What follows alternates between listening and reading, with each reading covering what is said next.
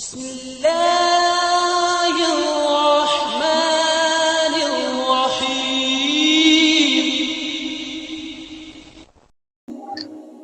वालेकुम सामने नाज़रीन, मैं इमरान आपका मेज़बान हाजिर एक नई वीडियो के साथ। मैं उम्मीद करता हूँ आप सब खैरियत से होंगे। आज की इस वीडियो में हम बात करेंगे कि औरतों का मस्जिद में जाकर के नमाज पढ़ना कैसा है, क्योंकि वहाबी और देवबंदियों की बहुत सी मस्जिदों में औरतों का 5 वक्त जमात के साथ नमाज पढ़ना और जुमे की नमाज पढ़ना, इन सब चीज़ों की इजाज़त होती है वहाँ पे। तो क्या ये सही है? नबी करीम सल्लल्लाहु अलैहि वसल्लम के ज़माने में औरतें कहाँ पर नमाज पढ़ती थी, घर में या मस्जिद में? आज की इस वीडियो में हम इसी बारे में जानेंगे। वीडियो अच्छी लगे तो वीडियो को लाइक करिए और ज़्यादा से ज़्यादा लोगों में शेयर करिए ताकि दीनी मालूमात दूसरों को भी मालूम हो। इसी तरह के इस्लामिक वीडियो देखने के लिए मेरे चैनल को सब्सक्राइब करें। तो चलिए बिना कुछ देर किए वीडियो को शुरू करते हैं। ये कुछ सवाल आए हैं। पहला सवाल है कि धनबाद में अकेले हदीस की मस्जिद है जिसमें औरतों को भी ईद की नमाज पढ़ने के लिए बुलाया जाता है, इस पर रोशनी डालिए। देखिए असल में मसला क्या है, यहाँ पर थोड़ा सा तहकीकी गुफ्तगू है। गैर मुकल्लिदीन की बहुत सारी ऐसी मस्जिदें जिसमें 5 वक्त तक भी औरतें आती है। आपके यहाँ शायद ईद का मामला है, लेकिन कुछ ऐसे इलाके बम्बई वगैरह और भी कुछ इलाके जहाँ गैर मुकल्लिदीन की मसाजिदों में ये अपनी औरतों को 5 वक्त की नमाज के लिए बुलाते हैं और इस पर बहुत जोर देते हैं। और जोर देते हुए हदीस पेश करते हैं कि अल्लाह के रसूल की हदीस है कि अल्लाह की बंदियों को अल्लाह के घर से ना रोको।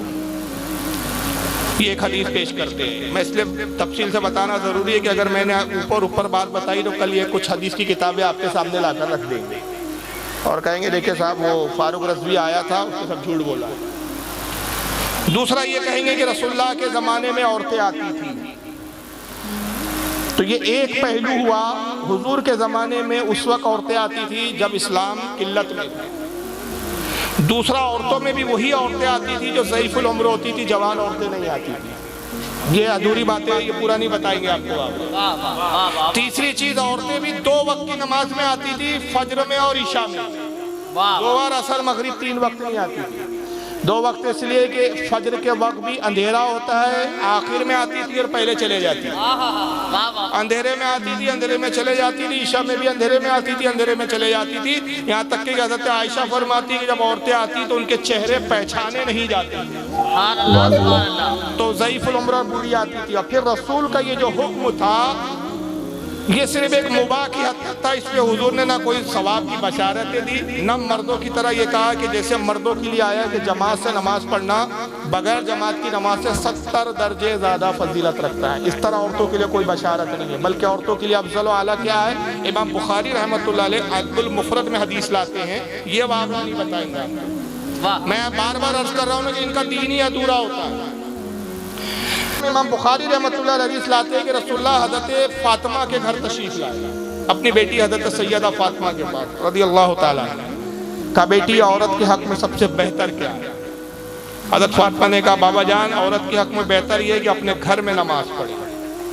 कहा, और इससे ज़्यादा बेहतर क्या है? कहा, बाबा जान, बेहतर यह है कि घर के अंदर के कमरे में नमाज पढ़े। कहा, इससे और ज्यादा बेहतर क्या है? कहा, अगर उसके घर में तय खाना हो तो तय खाने में नमाज पढ़े। नबी ने अपनी बेटी की पेशानी को बोसा दिया, कहा है फातिमा तूने औरत की फितरत को पहचान लिया। अब इस पर मेरा एक चैलेंज, और परसों से मैंने जर्जिस को चैलेंज किया था। जर्जिस ने एक तकरीर में मजाक उड़ाते हुए कहा, असल में अभी हार्ड डिस्क लगी नहीं, एक लैपटॉप भी नया आया, इसमें बहुत कुछ स्टोर नहीं किया गया, तो सारी क्लिपें नहीं है। उसमें मजाक उड़ाते हुए कहता है कि बंगाल में जाओ, औरतें पाखाने के लिए खेतों में जाती है। बिहार में जाओ तो औरतें वहां जाती है, खेतों में जाती है लेटरिन करने के लिए। बाजार जाती है औरतें, तो बरेली मौलियों से पूछो भाई औरतें बाजार जा सकती है? हाँ, पर्दे के साथ जा सकती है। खेतों में लैट्रीन और पाखाना और हजत के लिए जा सकती है? हाँ, सब पर्दे के साथ जा सकती है। डॉक्टर के पास जा सकती है? हाँ, पर्दे से जा सकती है। मस्जिद में नहीं, मस्जिद में नहीं जा सकती। अब एक इस तरह से पेश करेंगे तो कोई भी एक आम आदमी बोलेगा, है यार बात तो सही है यार, बाजार जाने से नहीं रोक रहे हैं, खेतों में जाने से नहीं रोक रहे, डॉक्टर के पास जाने से नहीं रोक रहे हैं, नमाज के लिए रोक रहे हैं। तो सबसे पहली बात कि हमारे उलमा इसके लिए भी इजाज़त नहीं देते कि औरतें खेतों में जाके वो काम करें। इसकी भी इजाज़त हमारे उलमा नहीं देते। बाजार भी बिला ज़रूरत के जाने की इजाज़त नहीं देते। रह गया डॉक्टर के पास जाना, ये उज़्र शरई है, ज़रूरत शरई है। कि जान बचाने की बात है, बीमारी की बात है। और फिर इन जगहों पर भी जो जाती है औरत, वो दुनियावी कामों को समझ के जाती है, दुनियावी उमूर को समझ के जाती है, सवाब समझ के नहीं जाती। मगर जब मस्जिद में जाती है तो क्या समझ के जाती है? सवाब। जबकि इस पे सवाब नहीं है, बल्कि रसूलुल्लाह क्या फरमा रहे, औरत के लिए बेहतर यह है कि तहखाने में नमाज पढ़े। माशाअल्लाह। अब उस पर मैंने जर्जिस को ये हदीस सुना के चैलेंज किया कि अगर तू सच्चा है तो एक हदीस मुझे ऐसी दिखा दे कि रसूलुल्लाह जब मस्जिद में नमाज पढ़ाते तो हुजूर के ज़माने में क्या हज़रत आयशा मस्जिद नबवी में जाती थी, क्या हज़रत बीबी फातिमा मस्जिद में जाती थी, क्या हज़रत उम्मे सलमा मस्जिद में जाती थी, अज़वाज मोहतरात में कौन जाती थी? कोई हदीस से तू साबित नहीं कर सकता, इसलिए कि जवान थी, बूढ़ों को बुढ़ियाओं को इजाजत दी गई थी। तो जब नबी की बेटी नहीं जाती थी तो तेरी बेटी क्या हज़रत नबी की बेटी फातिमा से अफजल है?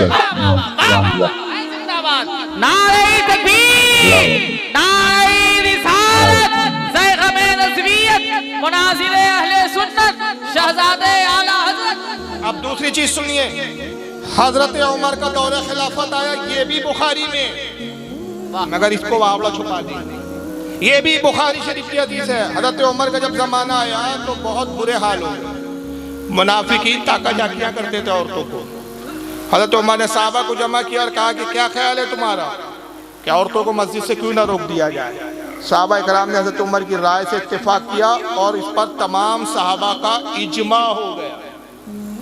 अब वह भी कह रहा है कि भाई नबी की हदीस है कि औरतों को आने दो, उमर ने रोका, तो उमर कौन होते हैं रोकने वाले? तो मैं कहता हूँ उमर ज्यादा हदीस जानते थे कि तू ज्यादा हदीस जानता है? जिंदाबाद। क्या सारे साहबा गैर जो है अहले हदीस थे? कोई अहले हदीस नहीं था उसमें, कोई हदीस का जानकार नहीं था। किसी ने हजरत उमर को नहीं टोका कि आप क्यों रोक रहे हो भाई? और उस इजमा करने वालों में कैसे साहबा अशरा मुबशरा भी है, वाह। उसमें हजरत अली जैसे साहबी, उस्मान गनी जैसे साहबी है, हजरत अब्दुल रहमान इब्न औफ जैसे साहबी है, हजरत साद इब्न वक्कास जैसे साहबी है, बल्कि यहाँ तक कि हजरत तलहा, इनकी बीवी ने कहा मैं तो जाऊंगी, ये भी हदीस में आता है। उन्होंने कहा नहीं मैं तो जाऊंगी, उमर कौन होते रोकने वाले? तो उन्होंने कहा कि नेक बक हालात नहीं देख रही हो कैसे हालात बदतर हो गए। हजरत उमर का जो फैसला है वो सही है, इस पर तमाम साहबा का इत्तेफाक हो गया। और नबी के ज़माने में जो तुम बुढ़िया ज़्यादा भी करती थी तो हुजूर ने कोई ताकीद के साथ हुक्म नहीं दिया, ताकीद नहीं थी, बस इजाज़त थी। इजाज़त और है, ताकीद और है, दोनों में फ़र्क है। वो कहा नहीं मैं तो जाऊँगी। तो हजरत तलहा ने देखा नहीं मान रही है, तो आपने क्या किया? अच्छा कहा तुम जाओ। फजर के लिए निकली तो जब वो गुजरती थी अपने घर से मस्जिद की तरफ तो कुछ गलियाँ पड़ती थी, तो हज़रत तलहा रज़ी अल्लाह ताला अन्हु एक गली में छुप गए। जैसी इनकी बीवी वो गली से गुजरी, पीछे से आया, सर पर उन्होंने चपत लगाई और जिसको टप्पू मारना बोलते, टप्पू मारा।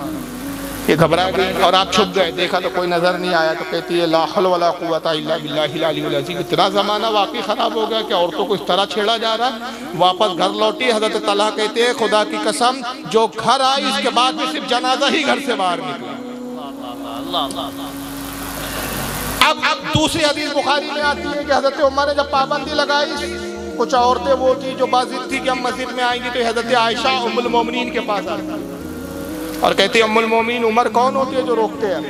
हम तो रसूल के ज़माने में आया करती थी। हज़रत आयशा क्या जवाब देती? ये भी सही बुखारी कहती है, कहती है खुदा की कसम रसूलुल्लाह अगर आज हयात होते ज़ाहिरी और तुम्हारी हालात को देखते तो ठीक उसी तरह तुम्हें रोक दिया जाता जैसे बनी इसराइल की औरतों को रोक दिया गया। वाह। राविया कहती है, इसकी रावी भी एक ताबई खातून है, कहती है मैंने उम्मुल मोमिनीन से अर्ज किया कि क्या बनी इसराइल की औरतों को भी मस्जिद से रोका गया? कहा हाँ, पहले इजाज़त दी गई फिर उनको रोक दिया गया। हुजूर के ज़माने में ऐसे हालात नहीं थे, अब हालात बदतरीन हो गए। जो उमर ने किया अल्लाह खैर करे उमर के लिए कि उसने अच्छा फैसला लिया। अगर आज हुजूर होते तो हुजूर भी यही फैसला फरमाते। मुझे बताइए मिजाज नब्वत को उम्मुल मोमिनीन हज़रत आयशा से ज़्यादा कौन समझ सकता है? ये वाबड़े समझेंगे कि उम्मुल मोमिनीन समझेंगे? आला हज़रत फाज़िल बरेली ने इस पर पूरा रिसाला लिखा है मुस्तक़िल।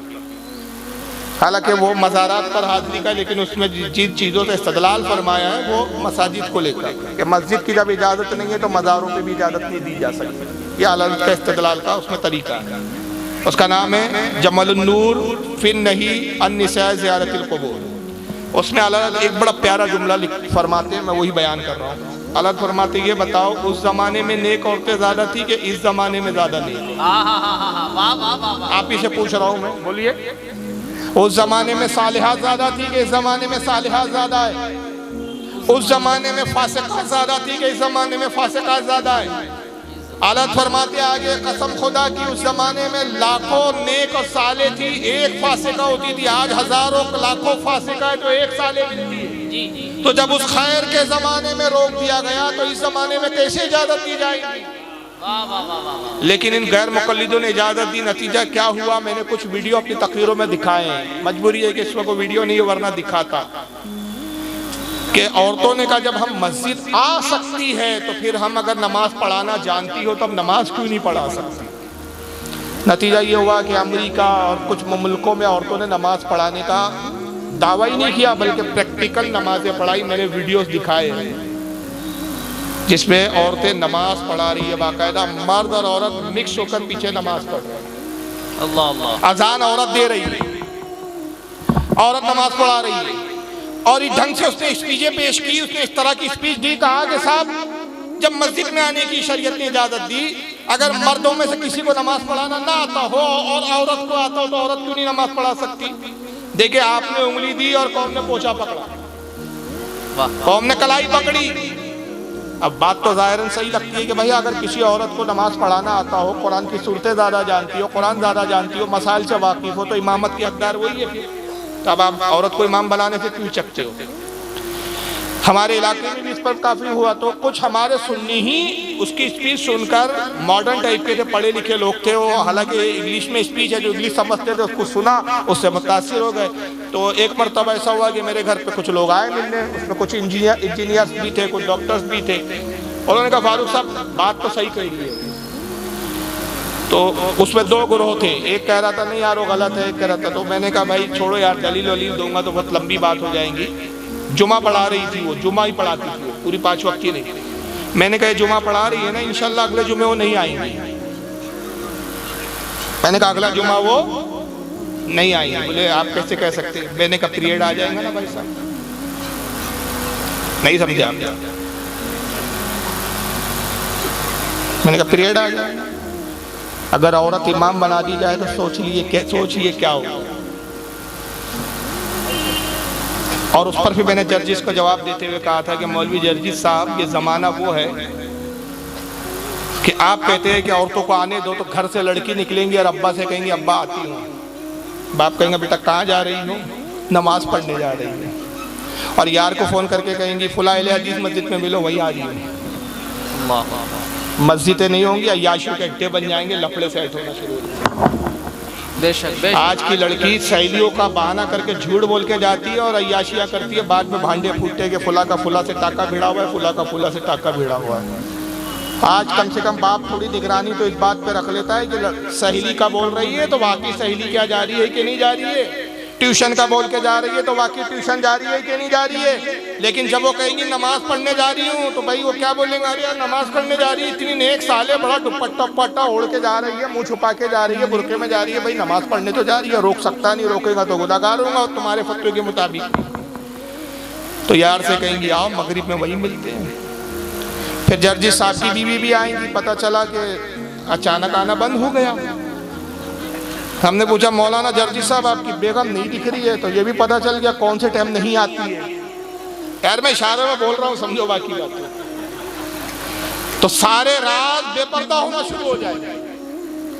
और रह गया औरतें नमाज पढ़ाएंगी, तो मैंने कभी मस्जिदों के हाल क्या होंगे जरा सोच लो, कैसा दीन तमाशा बनेगा जब देखेंगे कि भाई इस मस्जिद में औरत को इमाम बना दिया गया, भीड़ वहीं बढ़ गई। दूसरी कमेटी मस्जिद वालों ने कहा अपने को भी अच्छा सा एक हसीन इमाम लाना पड़ता, भाई मजमा उधर ज़्यादा जा रहा है। फिर इधर एक इमाम आ गया तो इधर बात चल रही है, मन चले नौजवानों में, इधर का इमाम बहुत स्मार्ट है, इधर चलते, कंचा है भाई इधर। और नियतें भी शायद फिर ये गैर मुकल्लिद, हमारी मस्जिदों में तो अल्हम्दुलिल्लाह होगा ही नहीं, इसलिए कि हमारे मौलवी तो खटिया खड़ी कर देंगे आप। अगर तुमने सोचा भी तो खटिया खड़े, इन्हीं क्या होगा ये सब खुराफात। ये अजीब बात है कि ये इमाम आजम अबू हनीफा के इज्तिहाद को नहीं मानते और खुद मुज्तहिद बन के इतने बड़े इज्तिहाद करने बैठ जाते।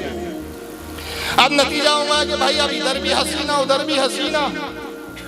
अब हसीनाओं में इंतखाब होगा, फिर नियत यूँ की जाएंगी, नियत की 2 रकात नमाज फर्ज, फुला फुला पीछे इस हसीना के।